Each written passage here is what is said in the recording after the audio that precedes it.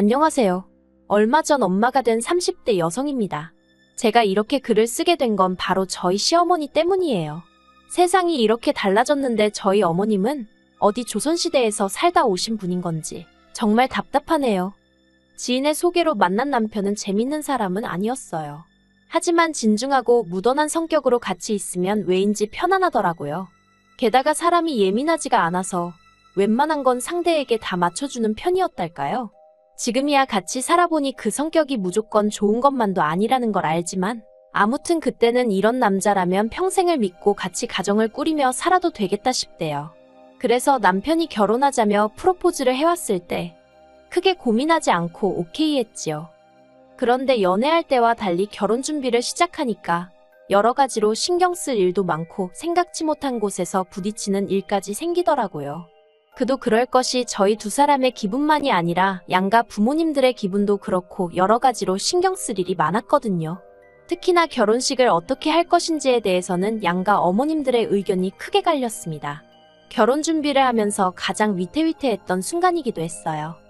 일단 저희 친정부모님의 경우 지난 30년 동안 사업체를 운영해 오셨거든요.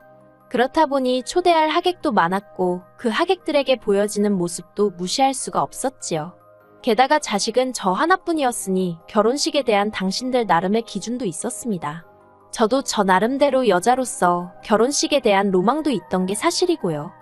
하지만 어머님께선 영 내켜하지 않는 눈치셨어요. 사실 당시 저랑 남편은 결혼 비용을 전부 다 반반 부담하기로 이야기가 된 상황이었거든요. 당연히 양가 부모님도 잘 알고 계신 바였고요. 그런데 저희 어머님은 제가 살면서 곁에서 지켜보니 엄청난 짠순이세요. 돈뿐만이 아니라 마음 씀씀이도 솔직히 얼마나 야박한지 주변의 사람이라곤 찾아볼 수가 없을 정도로요.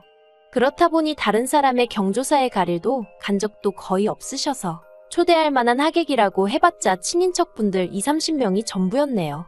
어머님은 그런 시댁의 상황이 저희 친정과 비교되는 것을 원치 않으셨고 한편으론 괜히 당신 돈 들여서 저희 집 좋은 일 시키는 기분이라셨습니다. 물론 제 면전에다 대놓고 하신 말씀은 아니고 남편을 통해서 전해 들었지만요. 솔직히 남편이 그런 이야기를 저에게 했을 땐 어머님의 생각도 어이가 없었지만 그게 뭐 얼마나 좋은 이야기라고 시시콜콜 나에게 전하는 건지 싶어서 남편이 한심하기까지 하더라고요. 특히나 제가 아예 몰랐다면 모를까 남편 덕분에 어머님의 속내를 뻔히 알게 되었으니 일부러 모른 채 하며 저나 친정의 입장만 내세우기도 상당히 곤란해졌지요. 그래도 다행히 친정 부모님께 이런 사정을 전하니 사람마다 기준이 다르니 그런 것 아니겠냐며 친정 부모님이 결혼식 비용을 전적으로 부담해 주시겠다 하시대요. 친정 부모님의 도움으로 그렇게 어머님과는 직접적으로 부딪힐 일 없이 결혼식을 진행하게 되었습니다. 그리고 이후로 솔직히 저는 제 결혼 생활 자체에 대해서는 고민이나 걱정을 하지 않았어요. 남편은 착실하게 직장 생활을 이어나갔고 저 또한 제 일을 즐기고 있었으니 조만간 아이도 갖고 그러면 완벽한 가정을 꾸릴 수 있겠구나 싶었거든요. 하지만 인생은 계획대로 되는 법이 없다더니 이게 웬걸요? 결혼한 지 3달 만에 남편이 직장을 잃게 될 줄은 상상도 하지 못했어요. 남편은 당시 직원 수 10명 남짓의 작은 중소기업에서 근무하고 있었는데 대표랑 이사가 절친한 사이라고 했거든요. 그래서 회사 분위기도 좋고 일도 할만하고 여러 가지로 마음에 든다고 했었지요. 그런데 그런 직장이 알고 보니 두 인간이 짜고선 탈세와 범법행위를 저지르던 곳일 줄 누가 알았겠어요? 남편이 말하길 자기도 그저 말단 직원 중 한 명이었기에 아무것도 몰랐답니다. 솔직히 그 말의 진위를 제가 알 수는 없지만 제가 남편을 믿어줘야지 아니면 누가 남편을 믿어주겠어요? 아무튼 그래서 남편 회사가 하루아침에 문을 닫더라니까요. 비록 제가 맞벌이를 하고 있기는 했지만 갑자기 외벌이가 되고 졸지에 원치 않던 가장의 무게까지 얹혀지니 하루하루가 힘들어지대요. 까놓고 말해서 먹고 사는 문제가 생기고 그런 것은 아니었지만 매일 아침 풀죽은 남편의 모습을 볼 때마다 안쓰럽기도 하고 마음이 착잡하더라고요. 게다가 저희는 원래 신혼은 반년 정도만 즐기고 바로 아이를 가질 생각이었습니다. 남편은 저보다 3살이 많았고 결혼 당시 이미 30대 후반이 되어가고 있었기 때문에 태어날 아기에 대한 걱정이 많았거든요. 그런데 상황이 이렇게 되다 보니 솔직히 아이를 갖는 건 저희에게 사치라고 느껴지대요. 그래서 임신과 출산이라는 문제도 당분간 뒤로 미루게 된 거고요. 그런데 이런 모든 사정을 다 알고 계시면서도 어머님께서는 저희만 봤다 하면 아이는 언제 낳을 거냐며 스트레스를 주셨습니다. 당신 주변 분들은 다 손자 손녀 재롱 보고 사는 재미로 산다면서요. 그리고 그런 철없는 어머님의 불평불만을 듣다 못한 제가 결국 한 번은 어머님 떨어 애는 낳아놓기만 하면 알아서 크는 거냐고 따졌어요. 그러자 어머님이 하시는 말씀이 지먹을 수저는 입에 물고 태어난다는 소리도 못 들어봤냐는데 어이가 없었지요. 무슨 화분에 꽃 키우는 것도 아니고 애를 낳아서 먹고 살게만 해주면 되는 건 아니잖아요. 하지만 어머님하고 제가 말싸움을 할 것도 아니고 그래서 그냥 사정이 나아지면 나을 거라고 말씀드렸습니다. 이후로 2년이란 시간이 흘렀어요. 그 사이에 남편도 새로운 직장을 구했고 저는 친정아버지 밑에서 일을 시작했지요. 다른 무엇보다도 경제적인 면에서 상황이 나아지다 보니 슬슬 아이를 가져볼까 하는 생각도 들더라고요. 솔직히 저도 남편도 적은 나이가 아니었기 때문에 너무 늦은 건 아닐지 어디 가서 말은 못했지만 걱정이 크기도 했어요. 그래서 저희 두 사람 말 그대로 노력을 하기 시작했습니다. 주기에 맞춰서 병원도 찾고 운동도 하고 그랬더니 그토록 원하던 아기 천사가 저희를 찾아와 주대요. 그런데 예정일을 3주나 앞두고 예기치 못한 진통이 찾아왔습니다. 저는 출산 예정일 2달 전부터 친정아버지의 배려로 직장을 나가지 않고 집에서 컴퓨터로 일을 하고 있었거든요. 그래서 진통이 찾아왔을 때도 혼자 집에 있었던 거예요. 처음엔 바보 같게도 금방 가라앉겠지 생각하고 어떻게든 참아보려고 했어요. 내가 뭘 잘못 먹었나 그런 한심한 생각을 하면서 말이에요.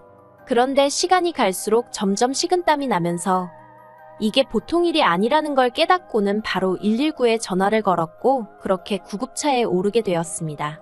구급차에 타서 출산을 하기까지 솔직히 아무런 기억이 안 난다고 말해도 거짓이 아닐 만큼 정신이 하나도 없었어요.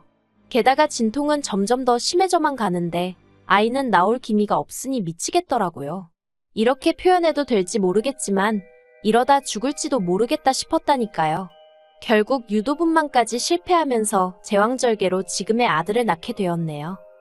자연분만이면 어떻고 제왕절개면 어떤가. 아이도 건강하고 저도 무사하니 다행이라며 남편이 무척 좋아했어요. 그리고는 어머님께 제가 직접 전화를 드렸으면 하대요. 기쁜 소식이니 주인공이 직접 전하는 게 뜻깊을 것 같다고요. 그런데 전 솔직히 어머님과 말 한마디 나눌 기력이 없었거든요. 하지만 남편이 아기로 그런 제안을 한 것이 아니니 싫다고 하기도 좀 그렇대요. 그래서 그냥 좋은 게 좋은 거란 생각으로 어머님께 전화를 드렸습니다. 하지만 전화상으로 듣게 된 어머님의 말씀은 실망스럽기 짝이 없었어요. 어머님은 제가 아들을 그러니까 어머님의 친손주를 제왕절개로 낳았다는 사실에 무척 분개하셨거든요. 제왕절개로 아이를 낳으면 애가 멍청하니 약해 빠졌느니 그 말들이 사실이라고 생각지도 않고 사실도 아니지만 그래도 할머니란 분이 이미 태어난 애와 고생한 며느리를 앞에 두고 그런 식으로 표현을 하신다는 게 참으로 어이가 없더라고요. 그래서 듣다 못한 제가 전화를 스피커폰으로 돌렸어요. 옆에서 아무것도 모르고 실실 웃으며 좋다고 저를 쳐다보는 남편도 어머님이 며느리한테 어떤 식으로 말씀하시는지 들어보란 심정이었지요. 그리고 그런 상황을 모르시는 어머님은 계속해서 저에게 폭언을 쏟아내셨습니다. 나이도 많으면서 애까지 제왕절개로 낳았으니 이제 애는 똑똑하기는 글렀다는 둥. 온갖 병을 달고 살면 전부 다 엄마인 제 탓이라는 둥. 그러자 남편이 놀랐는지 눈이 휘둥그레져서는 제 핸드폰을 낚아채듯 가져가선 병실 밖으로 나가더라고요. 그리고 남편이 밖으로 나간 사이 저도 모르게 눈물을 흘렸습니다. 제왕절개고 뭐고 간에 어머님 손자를 낳느라 고생한 며느리한테 어쩜 말 한마디 따뜻하게 안 해주시나 싶어서 야속하기 그지 없었으니까요. 평소엔 눈치 없는 남편도 그날은 제 마음을 알아챈 건지 병실로 돌아와서는 미안하다 하대요. 신경 쓸 거 없다고 자기 어머니가 옛날 분이라 잘 모르면서 아무 말이나 하시는 거라면서요. 하지만 그런 남편의 말에도 제 마음이 달래지지 않았던 건 5박 6일에 입원 후 퇴원을 하던 날이었습니다.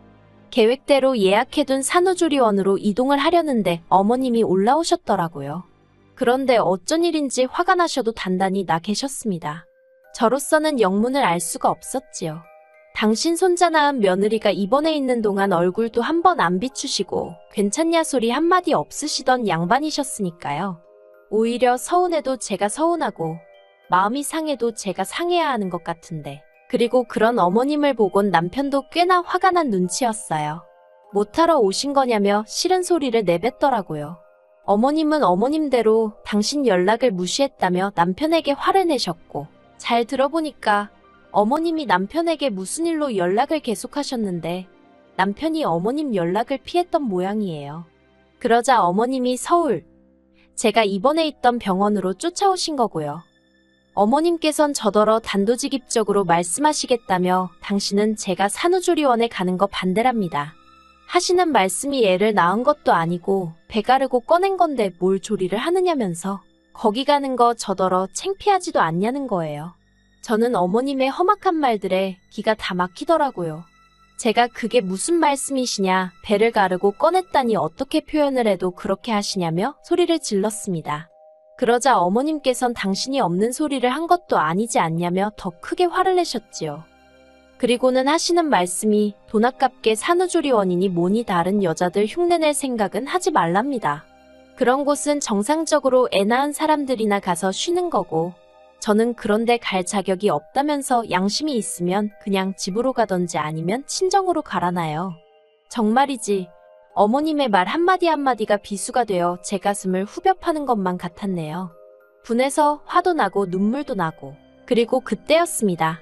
지나가던 간호사 몇몇이 상황을 보더니 병실에 와서는 저를 다독여주면서 어머님께는 그런 말씀은 하시는 게 아니라고 한마디 하대요.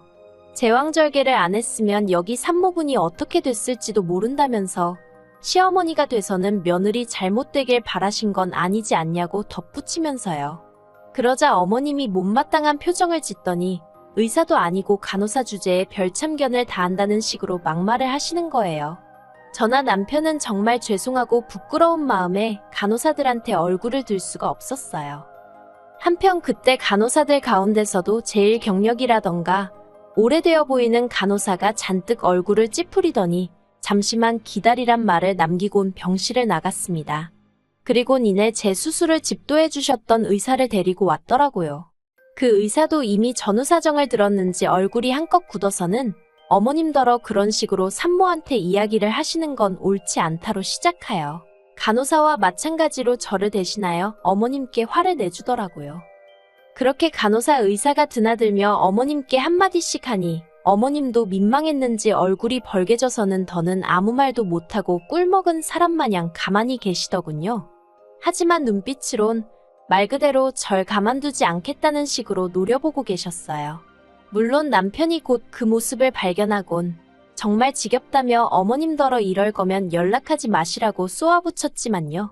그리곤 덧붙이기를 어떤 식으로건 간에 죽을 고비를 넘겨가며 자기 아이를 낳아준 소중한 여자라며 어머님이 그렇게 대하면 가만히 있지 않겠다고 화를 내고는 어머님을 거의 쫓아내듯 병실 밖으로 밀어냈고요. 그렇게 저는 예정대로 산후조리원에서 2주간 머물다 집으로 돌아왔습니다. 남편이 제가 없는 동안 곰곰이 생각을 해봤는데 어머님이 당장에 달라지진 않으실 것 같다면서 제가 원하지 않으면 당분간은 안 보고 살아도 된다는 식으로 이야기를 하대요. 그런 남편에게 전 일단은 몇 번 더 어머님과 만나보고 정하겠다 했어요. 솔직히 저는 제 아들이 저희 부부뿐만 아니라 양가 부모님을 비롯한 친인척들에게도 사랑을 많이 받고 자랐으면 좋겠거든요. 그래서 어머님이 또 다시 제왕절개가 어쩌고 소리만 안 하시면 아예 발길을 끊고 살고 그러진 않을 생각이에요. 하지만 저희 어머님이 달라지실진 잘 모르겠네요. 옛말에 재버릇 개주냐는 소리도 있잖아요. 어머님이 산후조리원에 못 가게 하신 게 단지 제왕절개 때문만은 아니라고 생각해요. 오히려 돈이 아까운데 어떻게 말릴 방법은 없고 그러다 이참에 건수 잡았다 싶으셨던 건가 싶기도 하고. 하지만 참 이상하죠. 제가 어머님께 산후조리 비용을 대달라고 했던 것도 아닌데 말이에요. 솔직히 어머님 속을 누가 알겠어요? 당신 아들 돈이라 생각하니 아까우셨던 걸까요? 정말이지 모르겠네요. 아무튼 그래도 병원에서 주변 사람들 도움도 받았고 남편도 어쨌든 제 편이니 더는 고민하지 않으려고요. 당분간은 육아에 전념하며 제 가정을 돌보는데 힘쓸 생각입니다. 살다 보면 뭐 또 어떻게든 흘러가지겠지요.